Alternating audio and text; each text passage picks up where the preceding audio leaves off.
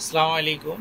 সূরা আম্বিয়া আয়াত সংখ্যা মানে সূরার নাম্বার হচ্ছে 21 নম্বর সূরা। এই সূরাটা অবতীর্ণ হয়েছে মক্কাতে, তাই একে মাক্কি বলা হয়। তো সূরা আম্বিয়া যিনারা জানেন তিনারা তো নিশ্চয়ই বুঝতে পারছেন আমি কার কথা বলবো এবং তিনি কি করে মূর্তিগুলো ভেঙেছিলেন সেই সব বিষয় নিয়ে।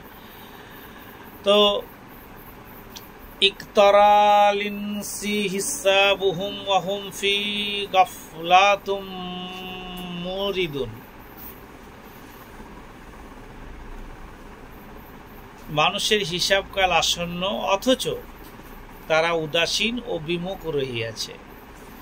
তারপরে এখানে যেটা বলা হচ্ছে সেটা আপনাদের সামনে নিয়ে আসছি। সূরা আম্বিয়ার 57-58 নম্বর আয়াতে কি বলতে চেয়েছে সেটাই আপনাদের সামনে বলবো ইনশাআল্লাহ। ইন্না লিল্লাহি ওয়া ইন্না ইলাইহি রাজিউন। কারেন্ট চলে গেল, হয়তো ছবিটা হয়ে গেল। যাই হোক, যেটা বলার বিষয় সেটাই আপনাদের সামনে বলছি যে 57 নম্বর আয়াতে কি বলতে চেয়েছে সেটা কি বোঝাতে চাইছি। 57 নম্বর আয়াতে বোঝাতে চেয়েছে যে আল্লাহর কসম, আমি যে কি করব সেটা আমি নিজেই অনুভব করছি বা অনুভব করার চেষ্টা করছি। তো এখানে যেটা বলা হয়েছে সেই ব্যাপার নিয়েই আপনাকে বোঝানো বা বুঝিয়ে দেওয়া উচিত বলে মনে করি। তো সূরা আম্বিয়া কত নম্বর সূরা বললাম? 21 নম্বর সূরা। তো সূরা আম্বিয়ার 58 নম্বর আর 57 নম্বর আয়াতে কি বলেছে সেটা নিয়েও আপনার সামনে বলছি ইনশাল্লাহ, ভালো লাগার বিষয়। এখানে 57 নম্বরে বলেছে ওয়াতালাহি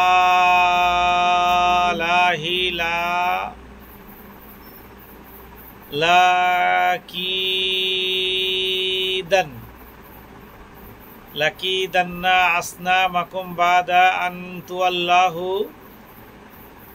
মুদরিবিন। আল্লাহর কসম, আমি তোমাদের মূর্তিগুলির সহিত এক ব্যবস্থা নেব তোমরা চলিয়া যাইবার পর। কে বলছে? হযরত কে বলছে বলুন?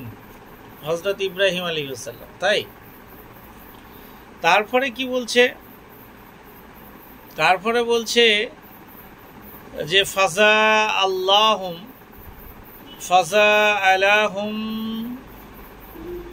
জুজাজান ইল্লা কাবিবাল্লাহুম লা আল্লাহুম ইলাইহি ইয়ারজিউন। তারপরে বলছে, অর্থাৎ এখানে বলতে চেয়েছে অতঃপর বড়টি ব্যতীত সে অন্য সব মূর্তি চূর্ণ করিয়া দিল যাতে তার কাছে ফিরিয়া আসে। এখানে তিনি কৌতূহল বসে বলেছে কৌতুকের উদ্দেশ্যে বড় মূর্তি ভাঙেন নাই, কেননা তিনি নিরাপদ থাকিয়া অবশিষ্ট গুলি খণ্ড বিখণ্ড হওয়ায় দরুন তাহার সন্দেহ হওয়ায় স্বাভাবিক যে এটি অন্যান্যগুলোকে ভাঙিয়াছে। ছিল প্রকৃতির ভঙ্গকারীর সন্ধান করিতে তাহারা অবশ্যই তাহাকে জিজ্ঞাসা করিবে, বড় মূর্তিটি সবগুলোকে ভাঙিয়েছে এরকম মনে করিবে না। তখন মূর্তিটি অক্ষমতা এবং মূর্তি পূজার অসারতা ও সর্বোপরি তাহাদের বর্বরতা বাস্তব হইবে। ইহাই বড় মূর্তি না ভাঙার মূর্খ উদ্দেশ্য।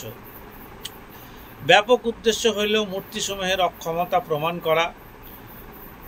এই হচ্ছে হযরত ইব্রাহিম আলাইহিস সালামের একটা তো এই শব্দগুলি থেকে স্বতঃস্ফূর্ত প্রকাশ পাচ্ছে হযরত ইব্রাহিম আলাইহিস সালাম এই কথাগুলির জন্য বলেছিলেন যাতে তারা উত্তরে নিজেরাই এই কথা স্বীকার করে যে তাদের মাবুদগুলো একেবারেই শক্তিহীন, তাদের কাছ থেকে কোনো কাজের আশা করা যেতে পারে না। এইরূপ ক্ষেত্রে যুক্তির খাতিরে যদি কোনো মানুষ প্রকৃত ঘটনার খেলাফ বা কোনো কথা বলেন তবে সে কথাকে মিথ্যা বলে যেতে পারে না, কেননা সে ব্যক্তি মিথ্যা বলার সংযুক্ত সংকল্প নিয়ে এইরূপ কথা বলে না, বরং যাকে সম্বোধন করে বলা হয় সেও সে কথাকে মিথ্যা বলে মনে করে না। যে বলে সে নিজের বক্তব্যের যৌক্তিকতা বাস্তবতা করাতেই বলে এবং সে শোনে এবং সে অর্থে তা গ্রহণ করে। যাই হোক, আজকে এখানে এই পর্যন্তই। আসসালামু আলাইকুম।